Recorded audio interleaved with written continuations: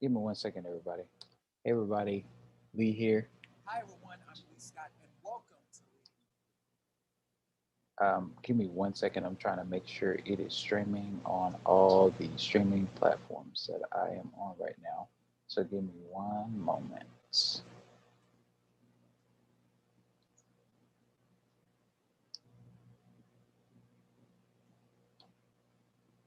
What's up, Mike? How you doing, brother? Hey, what's going on, Lee? How you doing, man? Good, good. Give me one moment, man. I'm just trying to make sure it's streaming on all the platforms real quick. Okay. Uh,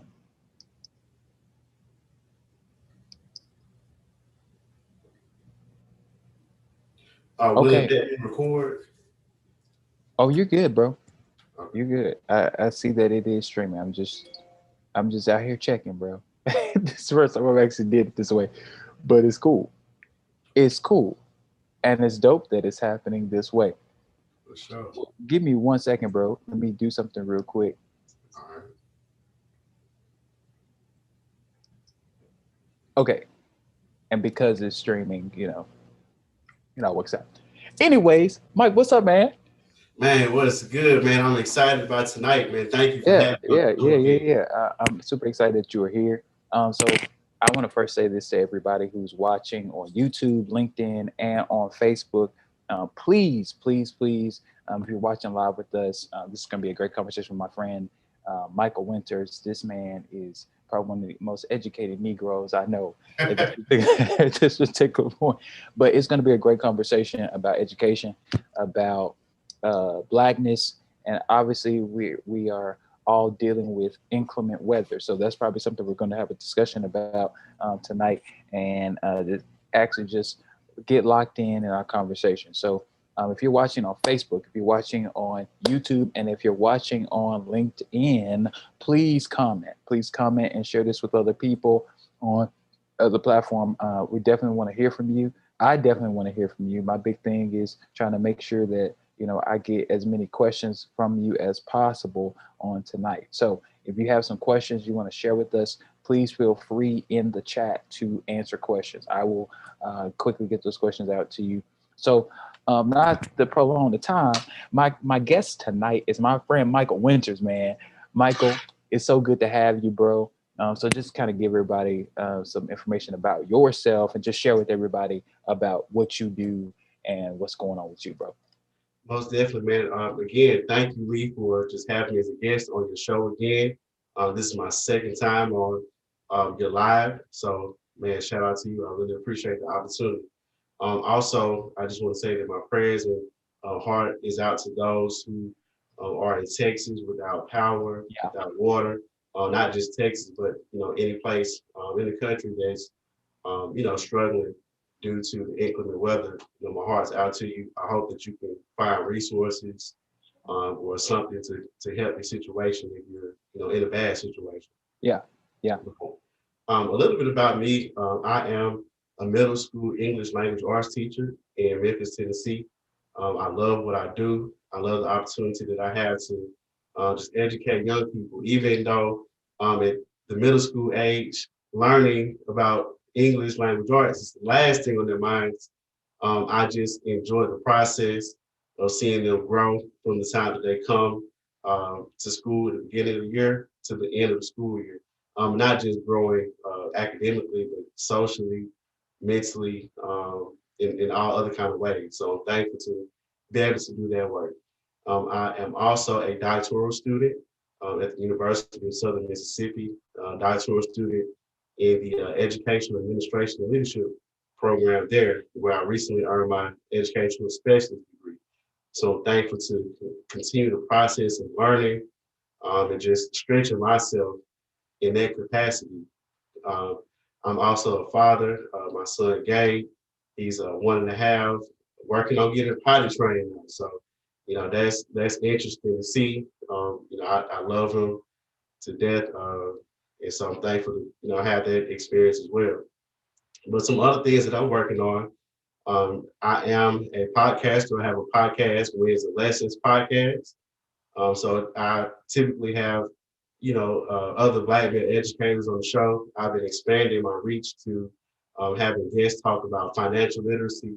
And I look forward to, this year having just a more diverse group of guests to come on the show and just, share what they're passionate about.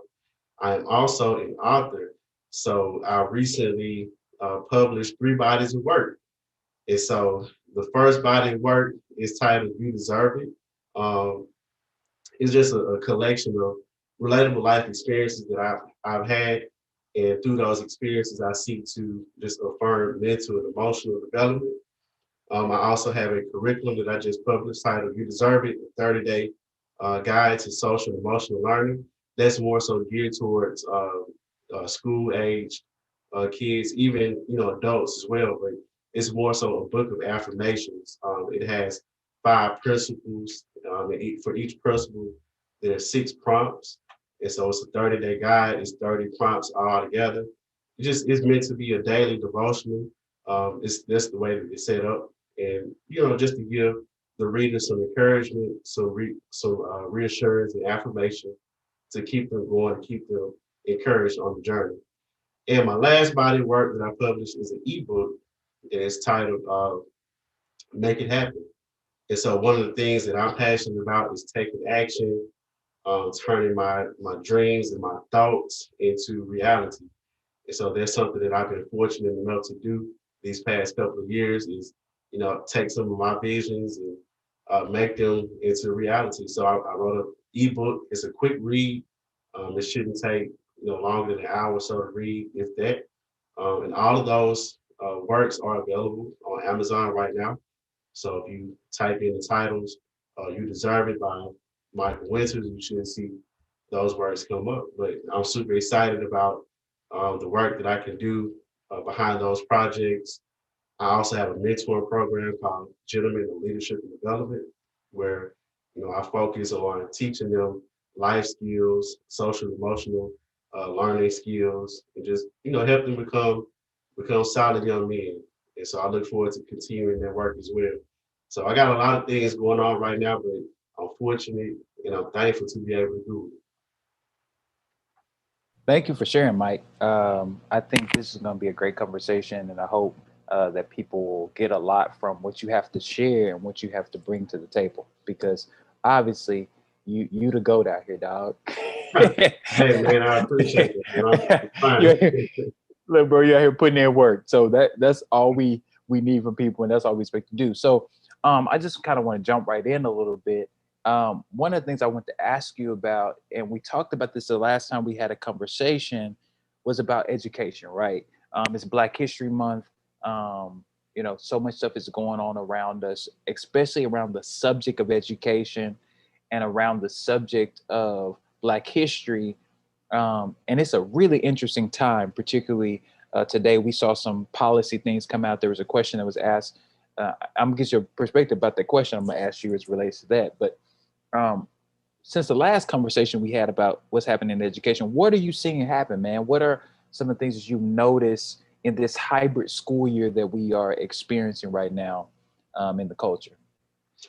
Oh man! So the first time we talked about it, I was really on the outside looking in, because I think at that time I had just accepted a new position, after not working for a short amount of time. But now, oh man, I would say my experience with teaching during this pandemic virtually has given me access to the lives of all the students that I teach.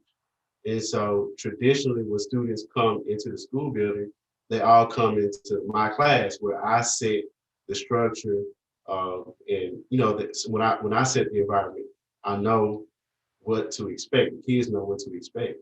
But teaching virtually, I get to see 20 something households, and so with that being the case, I see a lot of differences. It's a wide range of backgrounds that my students come from. And so that helps me be more responsive to not only their needs, but their reality. And so with that being said, I have to be aware of, my practices and my expectations and just keep in mind to give them what they need. If that means give them a little bit more grace in certain areas, do that.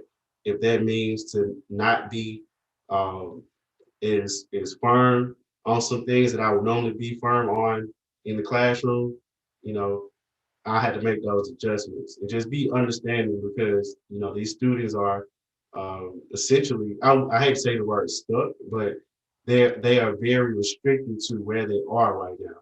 So it's not a lot that they can really do about that. So being at home for some kids is a great thing. For others, it's not so great. So as an educator, I have to make those necessary adjustments to provide high quality instruction, but also give them a good learning experience. So another piece to that, to your question, I've been more actively involved with parents now. So since everything is virtual, I'm more accessible to parents, and I always try to practice gratitude in everything, right? I can complain about anything, but I choose to practice gratitude, and so I'm grateful and Right. thankful for the opportunity to see so many parents concerned and involved about their children's education. And so that's an opportunity for me to build relationships.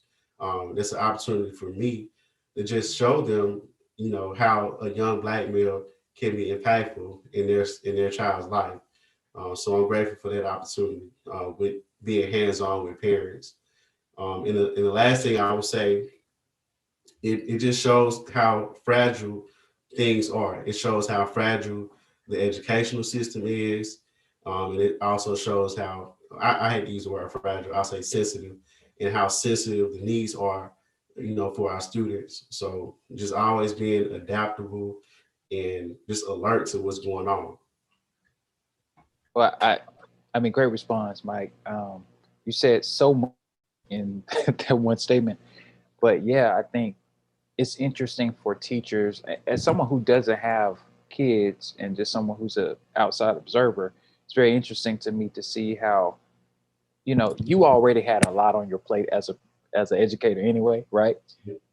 Being that you have to be the chief therapist in a lot of ways, the chief counselor in a lot of ways, Yes. but now you're doing that for their parents. Like you're having to talk to their parents and be like, "Hey,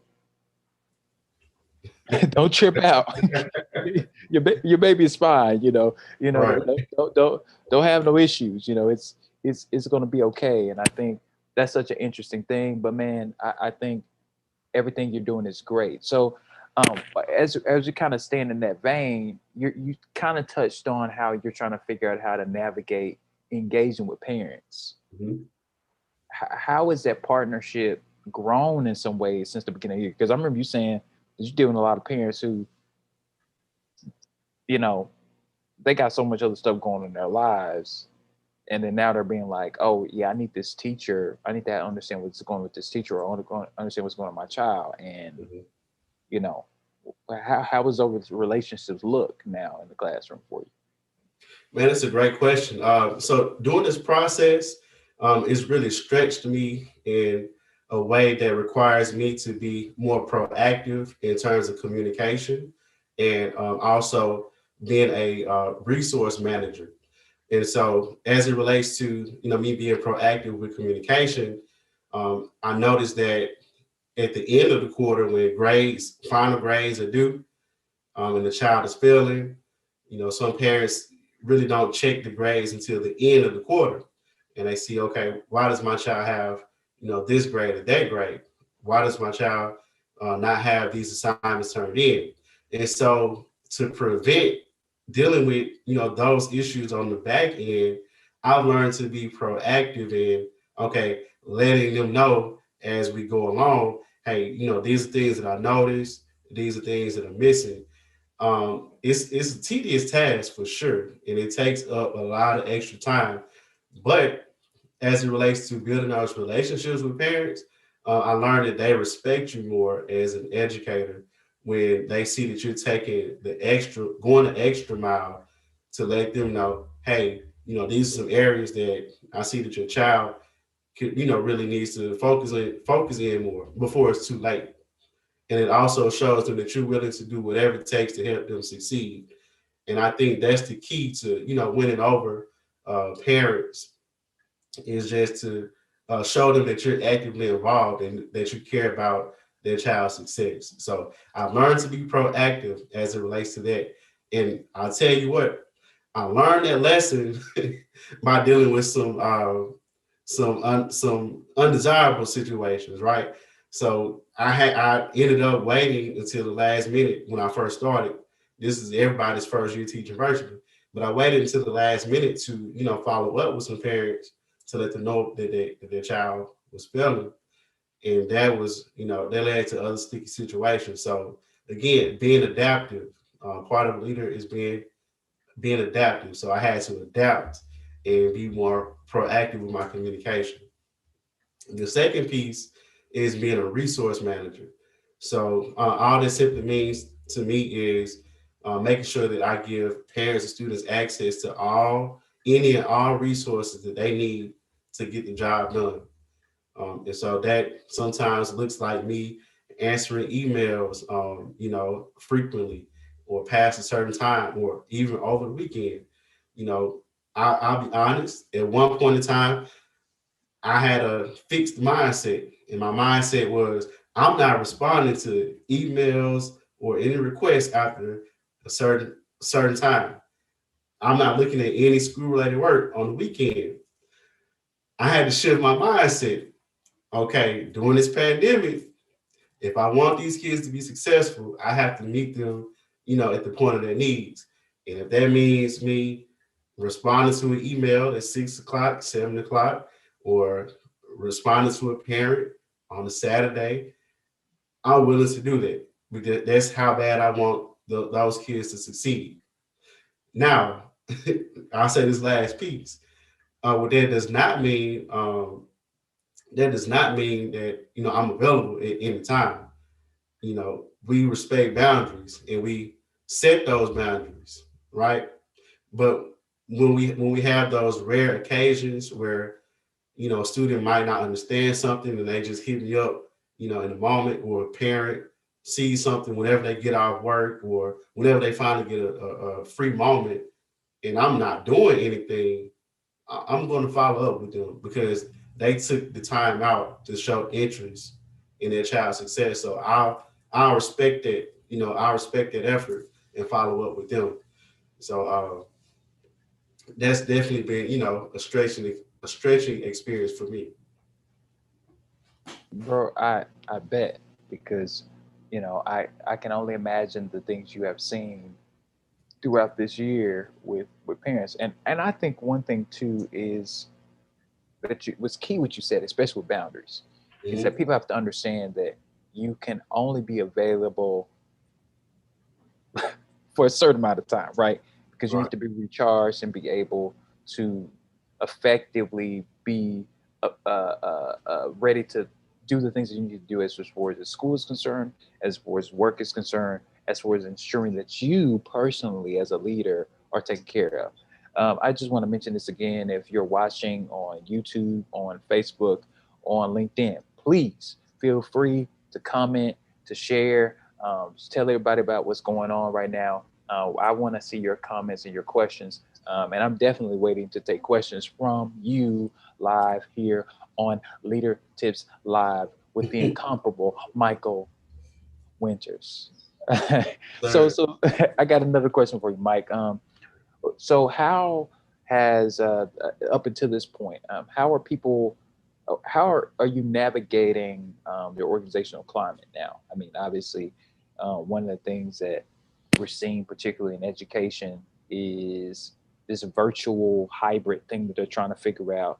And Mhm. then you have situations where in certain states across the country, they're sending kids back to school. They're trying to create space of reentry. How are you seeing the effectiveness of those approaches, and how is that translating? Because I mean, I know you deal with what, fourth and fifth grade, or excuse me, Fifth and six. fifth and sixth grade. So that's a critical moment in someone's life, right? That is so critical because that moment that they're experiencing has a lot to do with how they perceive the world. I think, I mean, that's 9, 10, 11 years old. You know, they're really starting to really understand how the world works. Right. You know, how are you translating information to them in a way that it causes them to engage with education in a more profound way, because they now, the only way they can get it is through sitting in the on, sitting on the computer and talking to you. Right, man. That's a really great question, and I hope that my response addresses all parts of that. But I'll start by saying this, man. These kids are smart. These Yes, they kids are are. super smart, right? And they got the whole world at their fingertips because Right. all of them they got one of Yeah. these. Yeah. And so you can do anything, find out anything that you want on that Yes. phone. And so as it relates to me, and the organizational climate, I think what you said, how do I manage, that with also dispersing information to kids? I keep it real. And that's the same way that I deal with, my Only way, organization. bro. Right. I keep it real. And I'm grateful to have a leadership team at my school that they do the same thing. And so I've learned that honesty is the best policy because people respect you when your yes is yes and your no is no. And I don't know is that it doesn't take anything away from you as a leader or as a person in charge. Be transparent and say, hey, I'm not sure about this right now. But when I get updates, I'll share it with you because this pandemic is new to everyone. The changes that are taking place in education right now are new to everyone. Nobody is an expert about um, how to develop a reopening plan or any of that, how to do virtual learning. It's new for everybody. So, I just try to be flexible. I try to be consistent and I try to be fair. Everybody, all the stakeholders are learning and we're learning together. And like I mentioned a few minutes ago, this is a great opportunity to build relationship and strengthen the team unit as it relates to teacher student relationship, teacher parent relationship, teacher teacher relationship, and the relationship between the teachers and the leadership team. Like right now, it's a prime opportunity to strengthen those connections. And so once we come out of this pandemic, we already have, um, we've already joined arms together, and that's a step in the right direction. But I try to keep in mind that kids gonna find out the truth, right? And when kids find out the truth about something, and they just find out that you lied or you made it seem like you knew something that you didn't, they're gonna lose respect for you. And my thing is I'm all about respect. And so I just keep it real with them. If it's a question that they ask me about, hey, is it true that we go back on such and such date? And now sometimes I do give them a diplomatic answer. I ain't gonna lie to you, Lee. I'm very diplomatic now. I'll let them know, hey, Bro, there's nothing wrong with a diplomatic. I let them know. I say, hey, There gotta be some uh, wisdom in that. right, hey, you all will receive an email about that in the next few days. So they won't be like, oh, Mr. Winters said blah blah blah blah blah. No, what we're not gonna do is that. So I just let them know, be on the lookout for updates or my principal says this a lot. You know, I can't speak on that right now. But what I can tell you is like, and so just being wise in how I present information, because when it comes back to me, I want it to come back in an accurate way. So I don't want to share any inaccurate information or just any information based on speculation. So I hope that makes sense. No, I this is a great answer, bro. We're at a, like you said, everybody is learning. Hmm. Everybody trying to figure this thing out and trying to understand what that looks like educationally. I mean, you told me this before, but you teach in a predominantly African American school. And so that there's a different responsibility that you have as a black educator, as a black male educator in the classroom. So how have you, and I know we had some conversations about this in recently, considering it, talking concern about talking about this. I mean, you're going to be on the next episode. If people don't know this, if you have not subscribed to the Leading with Lee, Mychal will be on the upcoming episode next week for leading, talking about being young, educated, and black. And he dropped some gems. I mean, the brother is cold. Anyways, but just how is that playing into conversations even more now, especially, you know, you had a lot of adjusting at the beginning of the year. Now we're kind of in a groove now. We're getting towards the middle or the end of the school year in some way, shape, form, or fashion. How are you navigating that and being, you know, forthright when it comes down to, hey, I'm a healthy male example. Hey, I know you're at home, but hey, Mr. Winters is here and you still can engage with me and talk to me and actually do something smart, you know? How are you navigating that in a lot of ways with your students? Man, I think that the best way to do it is to stay consistent and to be an example of what consistency looks like. Kids, are more more prone to do things out of their emotions and their feelings. You know, the way that they show up in class is based on how they feel that day. Whether or not they got their camera on, it's based on how they feel. The quality of work is based on how they feel. And so, as an educator, especially as a black male educator, I have to set the tone for consistency. I have a personal life and I have feelings. And every day I don't feel like getting up, coming to work. And I deal with a lot of things outside of my job. But at the end of the day, I have a job to do, and I have to do that job with excellence and with consistency. So I have to be prepared each day for my kids who I know they're going to show up. They're going to show up. So I have to be prepared for them. I also have to set the emotional frequency for that day as well. So what I mean by that is regardless of what I have going on in my personal life, whatever my situation is I'm dealing with, those kids are logging into my classroom. And so the energy and the tone that I set for them is the energy and the tone that they're going to take and carry with them for the rest of the day. So I had to be very intentional on, again, being consistent and doing things with excellence. I cannot get on the call, looking any kind of way. I can't get on the call, um, you know, using slang or just speaking from an unprepared place. I can't do that. That's the quickest way to lose respect. That's the quickest way to lose, their attention and focus. So I just try to model excellence and show them, as you can be whatever color you want to be, but as a learner, you have to do things consistently in order to get great results. And so I stay on my scholars about that, Right. doing things with excellence, doing things thoroughly. So that's the biggest thing for me, man. Like it don't matter who I say I am or whatever I have going on for myself.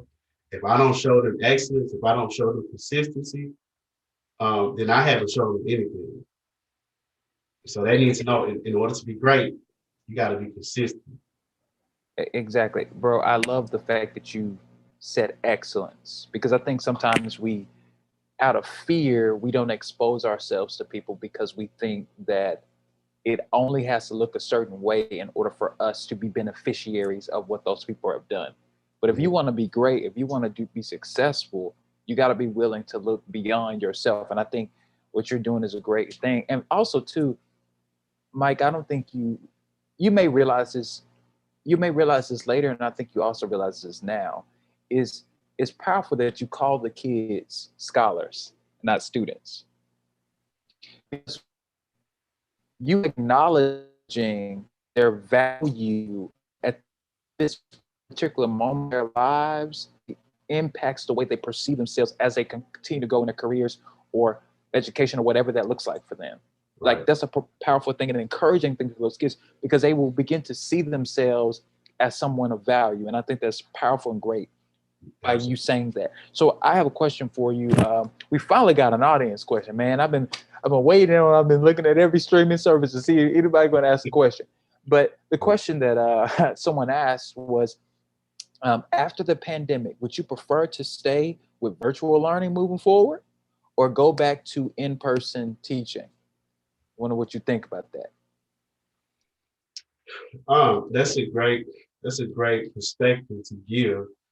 After the pandemic, I feel like there should be more options after the pandemic.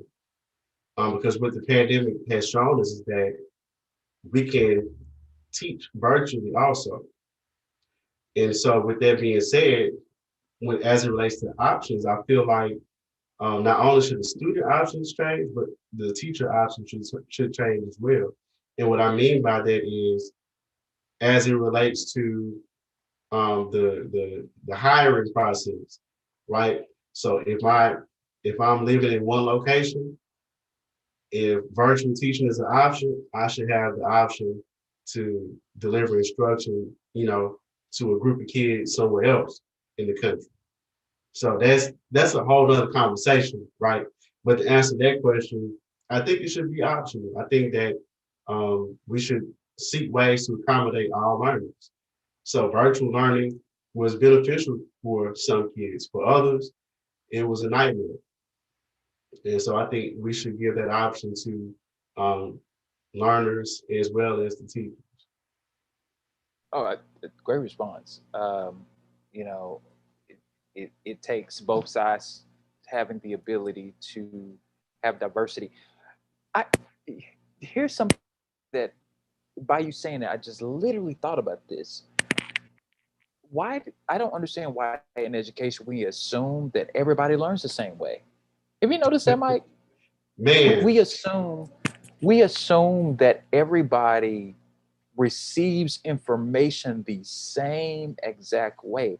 And that has been probably a problem in public education across the board for decades upon decades. mhm, And so I think you brought up a powerful point is it's going to give teachers and educators options and give them opportunities to really look at how can we do education in a unique way. I mean, we already see it at the collegiate level that universities are offering online degrees, and right, those online degrees are but a fraction of the cost of what people will have to pay just to go to school.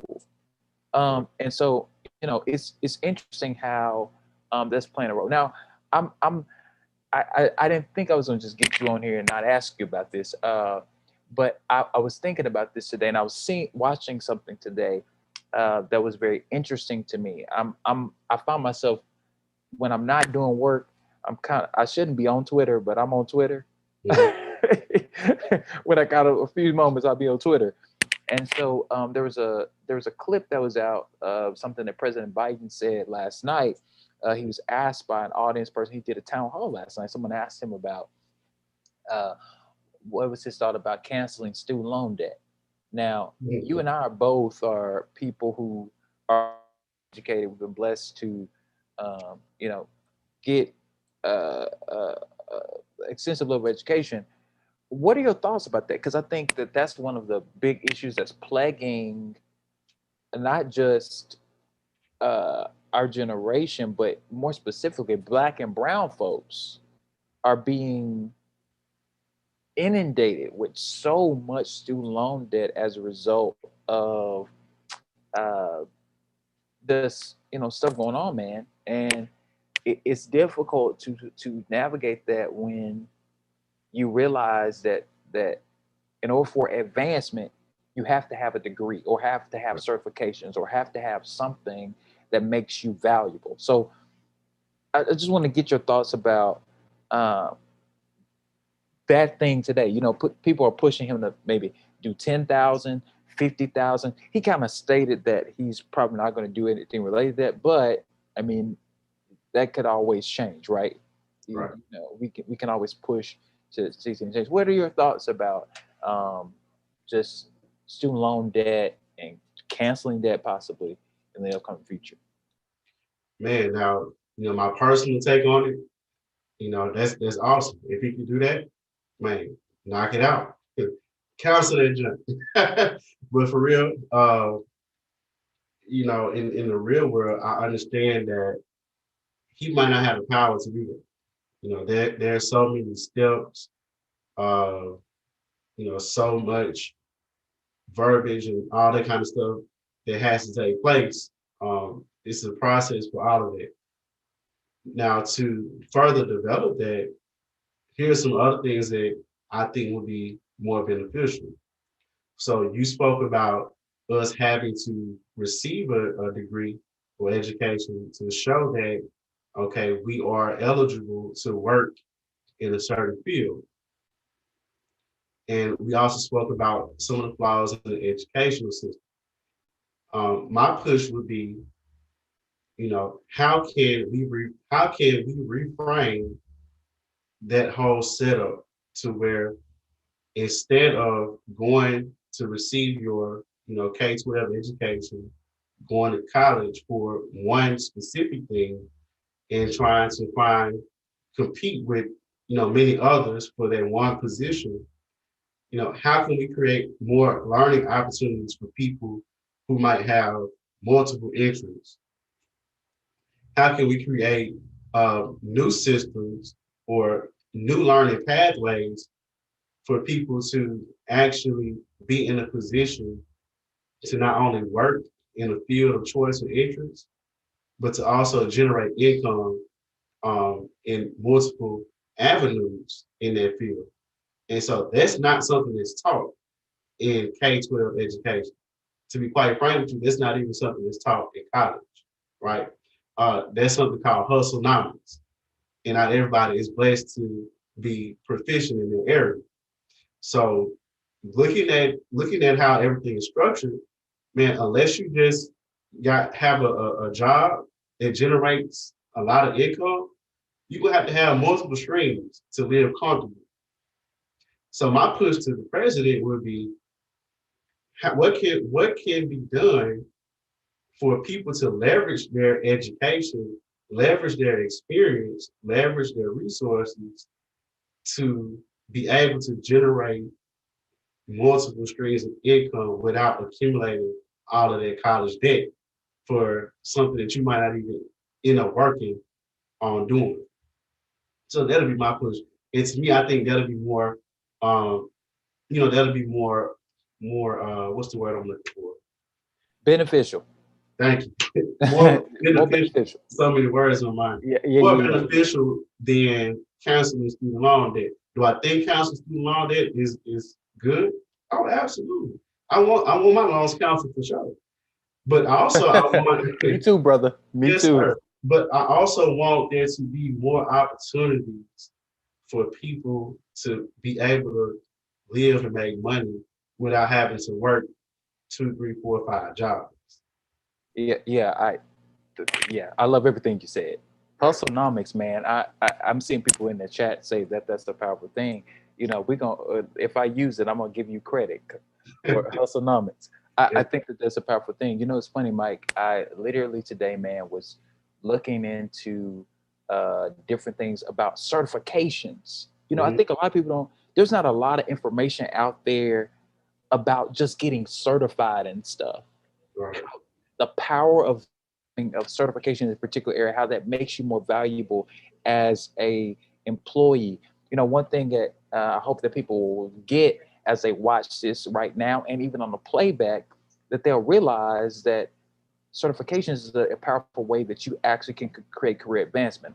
Personally, I'm looking into a few options. I was actually having a conversation with a good friend of mine who is whose episode of Leading with Lee is coming out next month, and he was actually talking to me about Dexter Sullivan, great dude. But Dexter was sharing about how the company he consults for, they're actually creating opportunities for people to actually get certifications in almost whatever they want to get a certification in. Mhm. One thing we're realizing in the workforce, is there are thousands upon thousands of jobs that people could actually get into, but the problem is they don't have the skills, the hard soft skills to actually be able to live a productive and fulfilling life in that space, or actually just take on jobs. Here's Right. something I think we both would agree on. We're highly educated people, right? But we both would agree that everybody doesn't need to go to a 4-year college. Some people actually need to go and get a certification, Right. or go and get a go and possibly get a um, a vocational degree, or get get get something along that line, because that actually creates opportunities for people economically in a way that like literally can change their lives and change their family's life if they had an opportunity, right? So, Mike, you're hitting a nail right on the head, bro. It is that hustlenomics. It's realizing that, hey, I have a skill, I have a talent, I have something to give to the world, and I can make a difference in the world in a significant way. I'm gonna just say this real quick. We got a few more minutes on this live conversation, but if anybody else has a question that is on the live right now, you can ask a question. Michael will be definitely honored to answer your question. The man is a G, and we know that he's a G. So, and I'm just gonna do the plug for you, since you ain't gonna do it. That the poster behind him is some of his stuff. If you don't know this, Michael has a podcast called Wins and Lessons. Phenomenal podcast. He gives Thank you. great information about education, gives great information about financial literacy, gives great information about how we can move forward in some ways economically in our own lives. So I think, bro, you're hitting some touch spots for me, and I'm on that. I'm trying to figure out how can I, after I finish this master's, man, I'm trying to look at some ways I can get some technical, some certifications Right. that makes me more valuable. Sure. I'm about to get intellectual property law tip, because I'm like, listen, I may not want to go to law school, but if I know somebody in intellectual property law, then they'll be able to take your stuff from you. But there's a whole side conversation we can have another day. Yeah. But as we continue this conversation, man, what are some ways that you're seeing personally people around you do to like move their careers forward in their way, right? Like how what are some things you're learning from some other educators, and how they are equipping themselves to be the most effective in the classroom, but also the most effective in life ultimately. Oh yeah, for sure, most definitely. Man, what I see some other people doing, just simply collaborating with others, networking, right? Just using that collective wealth of knowledge and kind of creating their own lane. And so something that I've learned to do on my own is to create opportunities and connect opportunities, right? So what I mean by create opportunities, I'll share this first. One of my friends posted on Facebook not too long ago. He said, like, how do people expect you to come to a job, like fill out a job application? They want you to have 3 to 5 years experience doing something, but nobody want to hire you. Like, how does that work? To me, I feel like that's a way to, systemically keep some people out of opportunity, right? But that's another conversation for another day. But one of the things that I learned, I kind of like to put myself on game, is to create opportunities. So what I learned is that by by having connected um, themes, ideas, I talk about this in my ebook, Make It Happen. By connecting your ideas and your interests, right? All the things you want to do, if you connect those things and you make those things align to just one big thing, you can connect and create opportunities. And so by me writing those books, I created some opportunities for myself, and not just for myself, but others.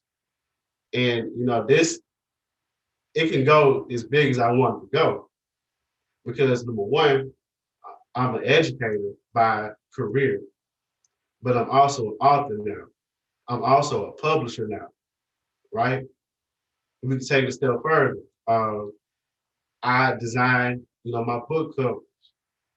I'm a podcaster, so like I've created all these new avenues and opportunities for myself and for others. So that's a whole nother arena right there that again I opened up just by taking the step. So all those bodies of work that I created, I own the rights to those. I have the copyrights. I'm the publisher. I control that work. I do what I'm gonna do what I want to with that work, essentially. It's not restricted to one marketplace. I can sell it on the internet. I can sell it out the trunk of my car. Um, I can take each individual chapter and make another book off of each individual chapter. It's so many things that I can do now since I have tapped into that arena. And all it takes is just a little research, a little planning, and a lot of execution, right?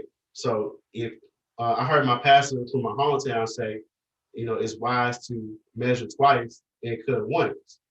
So if you do the hard work up front, if you measure twice, okay, I'm counting the cost, figuring out what all it's gonna take for me to do X, Y, and Z, and I really work out those details. I talk about working out the details in my ebook, Make It Happen as well. But just the process of working and developing the details, and then I cut once. So when I cut once, I'm taking strategic action to make all of it happen. And so, I just follow those steps. And man, now the sky is the limit for that. You know, I publish my own works. I can publish other works as well. As it relates to education, one of the things that I'm passionate about, one of the areas that I'm doing research in for my doctorate is creating equitable resources for our minority scholars, right? And so what that simply means is that school districts buy curriculums that don't correlate with the everyday lifestyle of the kids who have to do the work for these curriculums. um, for example, my kids have to learn so many standards in fifth and sixth grade for reading. One of those standards is making inferences, right? They have to read stories about stuff that took place in 17, like fictional stories from 1775. Like they don't care about that. That's not going to help them at all. and, and, So, and not to cut you off, Mike, but they also are not being taught their own history as it relates to what happened in 1775. But that's a exactly. whole So, conversation. right. So to tie those things together, my research for my doctorate program is how to provide equitable resources for them in terms of background and in terms of accessibility. And so, with me being an author and a publisher, now I put myself in a position to control that. So now I have access to provide them with those things that I see that they need in a legal and professional way. So again, create your opportunities and connect your opportunities. Um, and as it relates to just trying to find your way through your field, look to collaborate with others. I see a lot of other teachers, like I said, networking. I see a lot of teachers tapping into other streams, like their branding now. I work with some awesome people, with some awesome Black male educators. People are doing things to get noticed. People are doing things to get their name and their brand out there. Network, do whatever it is that you do it. Hustlenomics. Hustlenomics. Be strategic. Measure twice and cut once. If you know what it is that you're trying to do in the long run, connect all the small pieces together to make it all happen under one big idea. Yeah, bro. I mean, measure twice and cut once. That you need to put that on the shirt, dog. That needs to be a mic saying "Hustlenomics" on the front and measure once, or excuse me, measure twice and cut once on the back. I got you, dog. I'll be every listen. As many leading with these stuff, I can wear that shirt every time because Right. that's big time. But I just have maybe one more question for you, and then we're gonna wrap it up, and you can just share with ways people connect. Um, as it relates to what you're saying with networking and using your skills to really be effective at growing in your influence. Do you think that there's in some way a strategy to how you network? Because sometimes people network, but they don't think about who are the people that I need to actually connect with. You know what I mean? Like, Mhm. there's like, oh, I'm just NBC Network.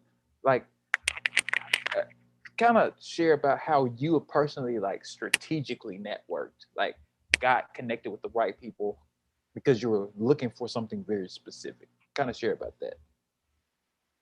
I'm jotting a few things down. I mean, I love that.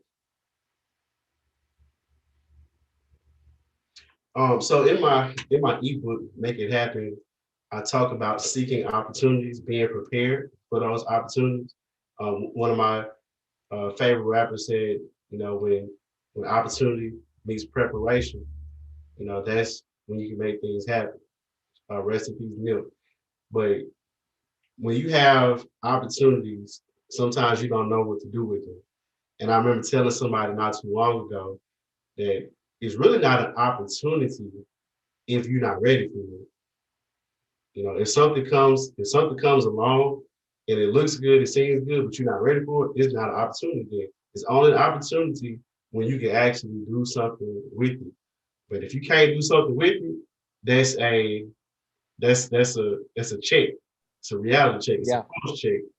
Say, oh, I need to get this and this and this together so I can do this. But when you're prepared to take that opportunity, okay, now I can do some things with it. And as it relates to networking, I think that people think that networking is just simply, talking to people, sharing ideas, and things like that.